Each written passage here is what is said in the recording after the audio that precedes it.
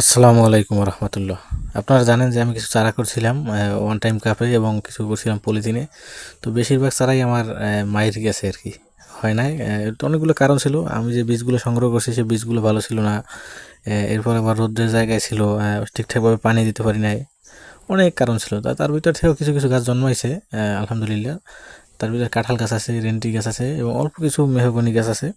তো মেহগনি গাছটা আসলে খুব ডিফিকাল্ট একটা ব্যাপার, বাট রেন্ডি গাছ বা অন্যান্য গাছগুলো খুব তাড়াতাড়ি ছাড়া হয়। বাট মেহগনি গাছটা একটু কঠিন ব্যাপার আমার কাছে মনে হলো যা।